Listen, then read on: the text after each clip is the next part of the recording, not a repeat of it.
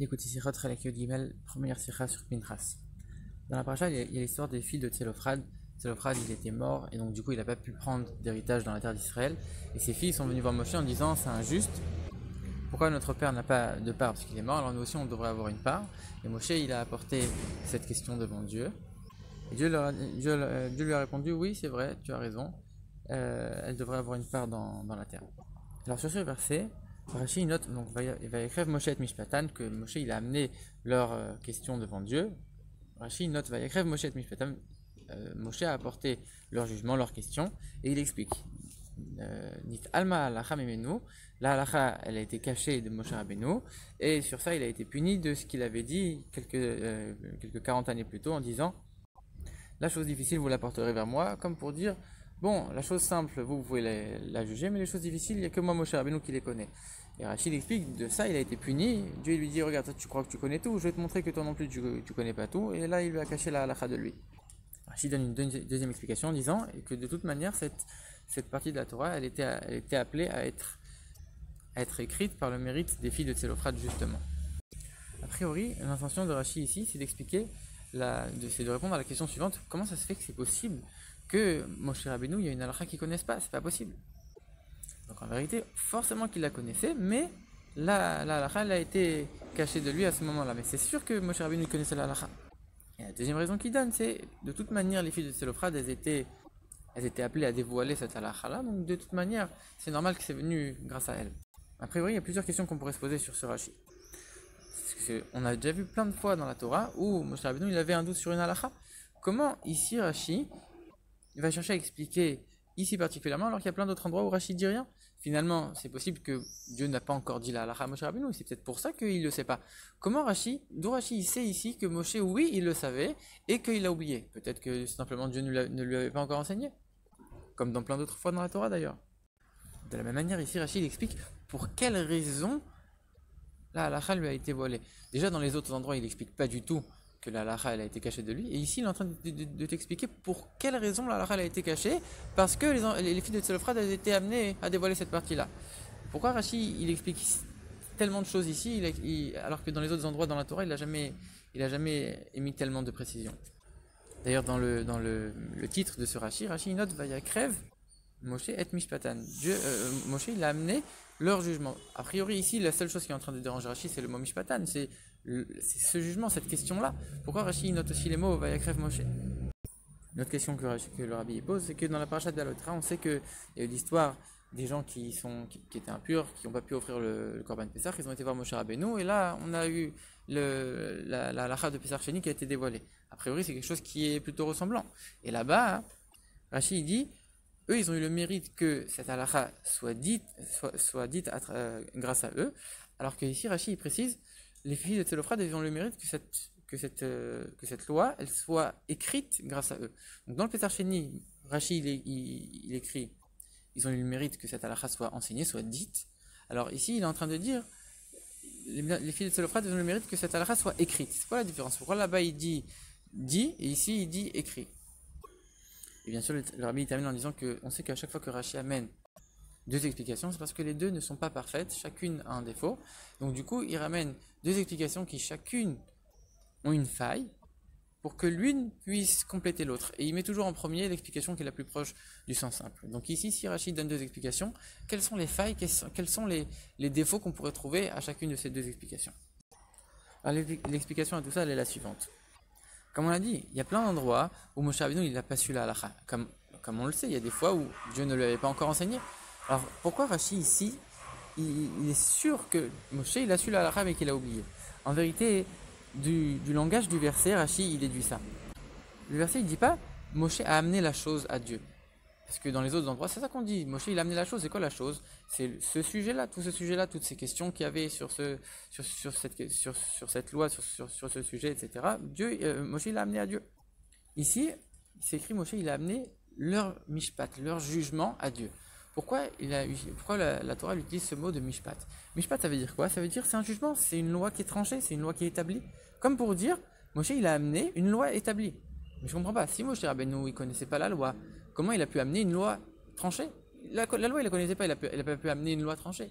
Ici en vérité, ça vient nous montrer que la Torah vient nous elle vient nous transmettre que Moshe il connaissait, oui, la loi. Seulement, il avait oublié. Et c'est pour ça que Rashi note dans son commentaire, dans le titre de son commentaire, il note Vayakrev Moshe. C'est Moshe qui a amené. Et pourquoi c'est écrit Mishpat? Parce que c'est Moshe qui a amené, c'est Moshe qui avait oublié. Ici, c'est important de souligner que c'est lié à Moshe Rabbeinu.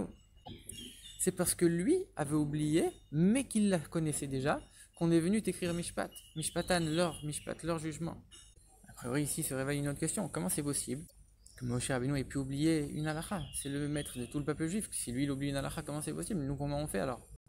Sur ça, Rashi il donne la première explication en disant il a été puni parce que 40 années auparavant, il avait dit la chose difficile, vous l'apporterez vers moi, moi je connais tout, et je pourrai vous donner la réponse. Donc Dieu l'a puni, mida keneged mida, mesure pour mesure. Toi, tu crois que tu sais tout, alors moi je vais te montrer que tu connais pas. Maintenant, la faille qu'il y a dans cette explication, c'est que c'est quand même difficile de se dire que cette chose-là que Moshe l'a dite dans la première année en sortant d'Égypte, c'est-à-dire 40 ans auparavant, Dieu il vient le punir sur ça 40 ans après, 39 ans après. Comment c'est possible? Quelque chose qui doit être réparé, on le répare tout de suite. Et surtout, une chose qui peut avoir une influence sur l'ensemble du peuple juif, et qui concerne l'ensemble du peuple juif. Comment c'est possible d'attendre 39 ans pour réparer cette chose-là? Alors c'est pour ça que comme il y a cette faille-là, Rashi va donner une deuxième explication en disant cette paracha, cette loi, elle était censée être amenée par les filles de Tzelophrad. Rashi fait bien attention à dire ici, elles ont eu le mérite que cette paracha soit écrite dans la Torah grâce à elles, pas soit dite. En vérité, cette halakha avait déjà été dite, comme on l'a vu. Moshe Rabbeinu, il la connaissait, la halakha, donc elle avait déjà été dite à Moshe Rabbeinu. Donc dite, elle avait déjà été, mais écrite, elle n'avait pas encore été écrite. C'est pour ça que ici Rashi précise, ici, elles ont eu le mérite que la paracha soit écrite à travers elles, et pas soit dite à travers elles. Maintenant ici, la faille de cette explication, c'est comment on peut dire que pour faire mériter les filles de Tzelophrad, on a enlevé quelque chose à Moshe Rabbeinu. Pour faire mériter une personne, on va faire perdre une autre personne, et qui plus est Moshe Rabbeinu. Comment c'est possible? Alors du coup, comme il y a cette faille-là, on va amener la première explication, et la première explication en premier, parce que c'est quand même, la faille de la première explication, elle est moins grande. Non, le Rabbi dit qu'on voit des choses extraordinaires dans l'explication de Rashi, et ici, qu'est-ce qu'on peut voir de tellement précis dans l'explication de Rashi? Finalement, on voit qu'il y a un autre des endroits où Moshe Rabbeinu il a oublié une halakha, c'est dans la fin de la paracha de la semaine dernière, la paracha de Balak, où il y a l'histoire avec Zimri, etc. Et là-bas, on dit que Moshe Rabbeinu, pareil, la halakha de ce qu'il fallait faire à ce moment-là, elle lui a été cachée pour que Pinchas puisse venir prendre le mérite de la keuna, de la prêtrise. Maintenant, le Rabbi dit, je comprends pas.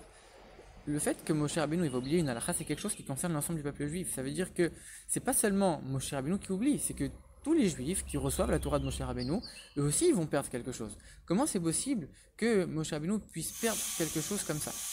Comment, pour le mérite de telle ou telle personne, on peut faire en sorte qu'il va y avoir un manque dans l'ensemble du peuple juif? En vérité, le Rabbi, il amène que justement, dans ces deux cas-là, le cas de Zimri et le cas des filles de Tzelophrad dans notre paracha, c'est deux cas dans lesquels Moshe Rabbeinu, de toute manière, n'aurait pas pu transmettre la loi. Ça veut dire que le fait que la loi n'a pas été enseignée par lui, elle a été enseignée par d'autres personnes, ça n'a absolument rien enlevé à la qualité de la transmission de Moshe Rabbeinu. Puisque c'était des cas où Moshe Rabbeinu, de toute façon, ne pouvait pas transmettre la loi comme il se doit, et du coup, rien n'a été enlevé par le fait que ce ne soit pas lui qui ait transmis la loi à ce moment-là. Pourquoi? Le cas de Zimri ben Salou, c'était, comme Rashi le dit dans la paracha précédente, il est venu devant Moshe Rabbeinu et il a dit « Est-ce que cette femme-là est permise ?» Une fois que Moshe Rabbeinu lui a dit non, il lui a dit « Ah, et toi, qui t'a permis de Tzipora ?» C'est-à-dire qu'en vérité, la réponse de Moshe Rabbeinu à ce moment-là, elle aurait été quelque part avec un intérêt quelque part. Parce que Moshe Rabbeinu, il est en train, en donnant la halakha, il est en train de se justifier quelque part lui-même aussi.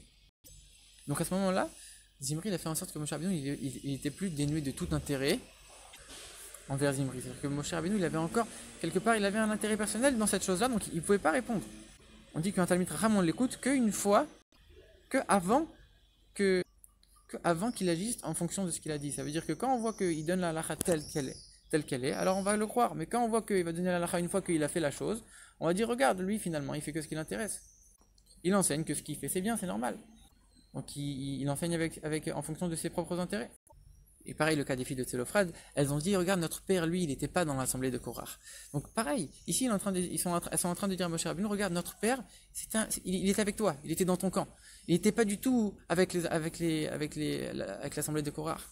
Donc si Moshe leur donne raison à ce moment-là, pareil, il y a un intérêt dans l'histoire. Et donc du coup, il peut pas, c'est pas lui qui doit enseigner cette loi-là, parce que sinon, c'est pas une loi qui est enseignée sans intérêt à 100% et donc elle peut pas être enseignée comme il fallait. Et donc du coup, ces deux lois particulièrement devaient être forcément enseignées par quelqu'un d'autre. Et le fait que ce soit pas Moshe Rabbeinu qui l'a enseigné, ça n'a absolument rien enlevé à la transmission et à l'enseignement au Béni Israël.